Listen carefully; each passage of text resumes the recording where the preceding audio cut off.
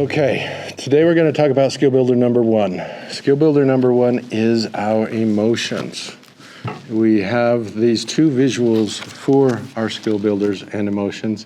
This is our simplified version. This was created for our nonverbal individuals, just to make it easier for them to help identify the emotions. This is our standard one with an intensity scale that runs from 1 to 10 on this. Now, when it comes to emotions, one thing that I'm always going to tell you is that emotions are always real. This is one absolute that I can agree with, that I align with. They're always real, but they are not always accurate. That's a key thing. Emotions are always real, they are not always accurate. As a therapist, I'm never going to challenge how somebody feels. I'm going to look for the opportunities to approach it and check for that accuracy, but to do that, I have to identify it first. Now, there are literally thousands of different ways to describe emotion in the English language alone. The average person will use about 5 to 8 of these words. Then take somebody who has a disability, and that may even become less. If you think about it, I'm happy, I'm angry, I'm sad, I'm upset, I'm depressed. There's 5 of them right there. So the whole idea that we are doing with our emotions is helping to increase our emotional intelligence. This is for our staff, this is for our individuals, this is for anybody that we are working with. Now, a note here is that people don't like to be told how they feel.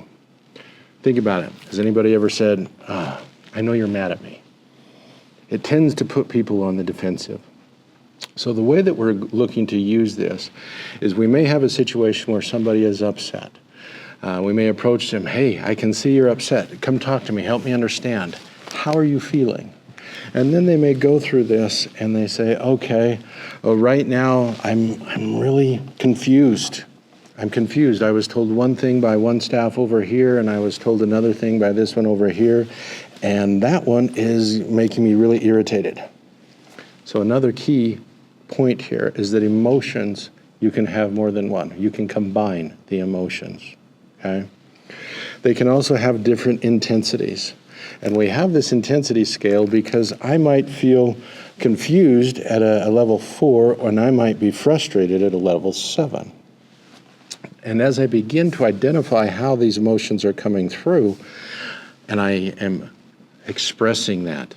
So in this scenario, we are trying to get our individuals to express what they need after they've identified what their emotion is.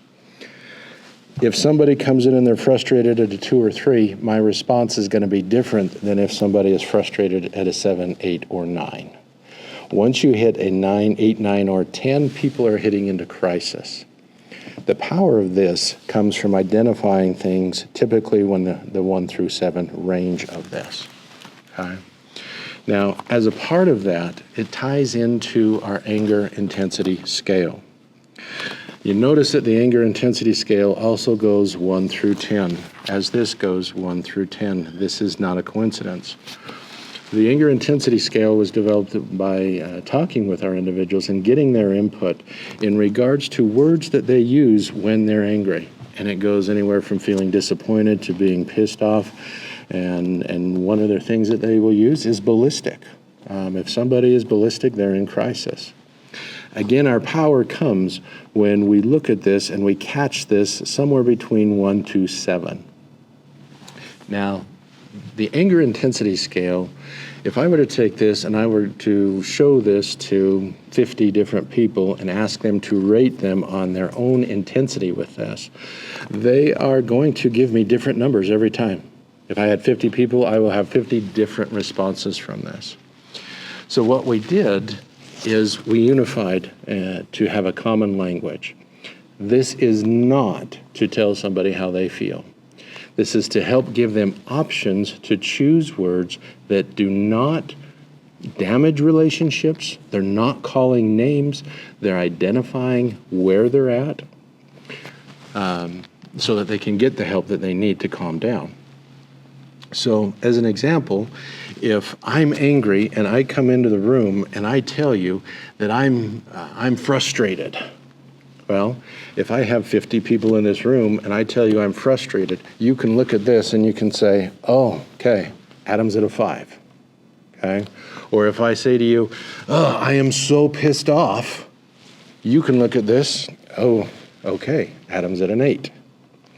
Now, the way that I would like you to use this and that I found that works the best is, again, when we catch it here with these up through 1 through 7, but if I'm frustrated at a 5, that's an indicator for me to use at least 6 different coping skills to try and bring my level of intensity down. If I'm at a 3 and I'm irritated, I'm going to use 4 different coping skills to calm down. If I'm at a 6, I'm going to use 7 different coping skills to help myself calm down. Now, 8, 9, or 10, if somebody's at that range, it's going to take a very solid relationship with them, a relationship of trust, and it's going to take an approach where you've planned ahead of time what they will do and what works for them when they're at that 8, 9, or 10. Okay? So the combinations of these two give you 2 tools right off the bat to help identify the emotion and the intensity of the emotion that's being felt.